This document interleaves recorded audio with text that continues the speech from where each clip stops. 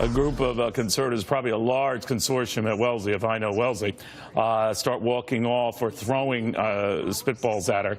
That has not materialized yet, but I will predict this, that if it were to happen, it would get wall-to-wall media coverage. Any dust-ups we see elsewhere, not so much. But again, it is safe to say that the odds of that happening are like me popping up first on the salad bar line. But we'll watch. You could always be surprised.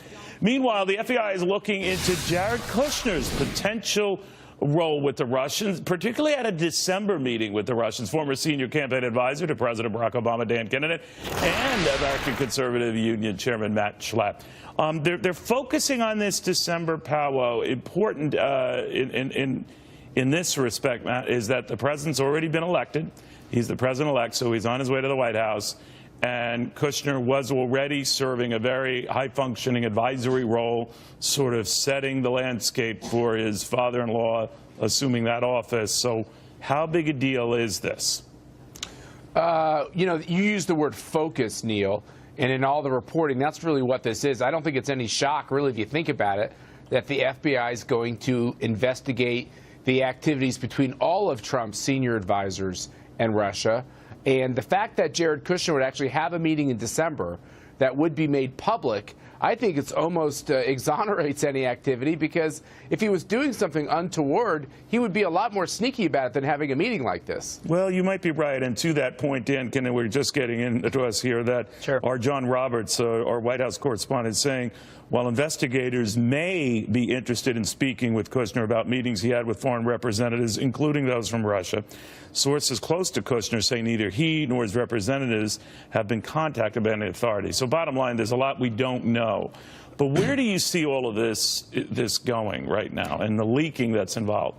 Sure. I think it's a very good point, Neil. We don't know exactly what they're looking at. It could be the December meeting. It could be the meetings in the campaign in the prior spring.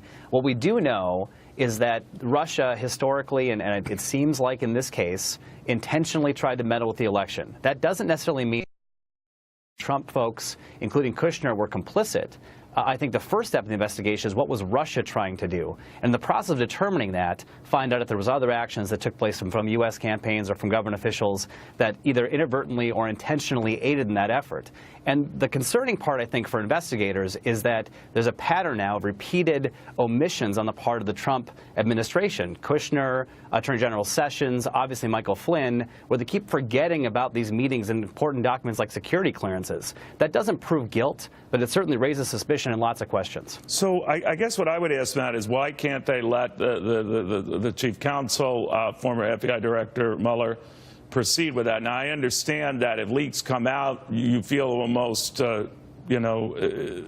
obliged to respond to them as this develops. But they're sort of like fighting like a one-armed paper hanger. That is the administration, because it's the whole White House and some of these intelligence agencies are leaking like a sieve here.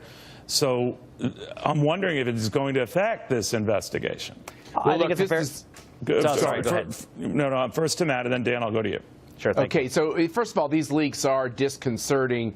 They're sending a terrible message to people overseas, and it's unfair if you're the person being investigated. I've worked in a White House around investigations. It's incredibly stressful. It's unfair when the investigators are leaking on you, and so I actually think Jared Kushner's legal team did the right thing, which is he has nothing to hide, and he'll fully cooperate. As far as these materials that were turned in as you go through this, onerous background check to work in the White House, they all followed counsel's advice. There are legal infractions if you lie. If anybody did lie, we're all going to know about it. The great thing about all this, General Flynn did not. That's what got him. Yeah, but he's not. Right? But he's not on the staff, right? The president did the right thing. As soon as he was made aware of those problems, he separated with General Flynn. If you actually look at all this, Neil, it comes down to one kind of silly thing, which was the Russians somehow needed the Trump campaign to figure out how to hack our election. I think they actually did try to hack, and maybe they were successful in some ways in infiltrating, but they didn't need any help to do it. They do this every day of the year. Dan, on just a purely political role, and you as a campaign advisor to President Obama, so a man who's had some success there, do you think that when Hillary Clinton, who's speaking at Wellesley right now, talks about leading the resistance, or other Democrats who simply can't let it get out of their stuck craw here that she lost the election, that there is a risk of a pile-on here and a risk of an obstinacy here. What do you think? I think a basic point I'll make is that I think Democrats are ill-served by rehashing the election, whether it's Bernie versus Hillary or Hillary versus Trump. I do think, however, injecting enthusiasm into the base, having a common mission to protect our values and articulate a contrast is important and vital. It served the Tea Party well in 2010. I think it can serve Democrats well in 2018. Not you particularly, but wasn't that disparaged by Democrats, the resistance movement among conservative Republicans, Tea Partiers that wouldn't even entertain cooperating, working with the administration? I mean, it just seems a little hypocritical. Look, I think there's a big debate happening right now in this country, and it's a fight, I think, for some of the values that we hold. I don't see any problem with people who see that the leaks in Russia, the decision to kick 23 million people off of health care over the next 10 years, the dramatic budget cuts to the EPA at 31%, pulling out of the Paris Climate Agreement. These are all vital things the American people care about, and the fact that we have thousands, in fact millions of people in the streets or in town halls or protesting is a sign that enthusiasm is up on the Democratic side, and at its political point, Neil, I think that could be a problem for Republicans in 2018. Or it could look for them that they're sore losers, right, Matt? Look, here's the thing about Hillary Clinton.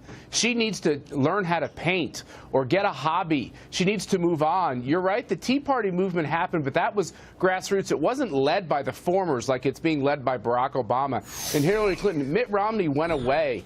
That's what they need to understand is, as a person, as a political leader, when you lose, and I'm sure Hillary Clinton feels terrible about losing to Donald Trump.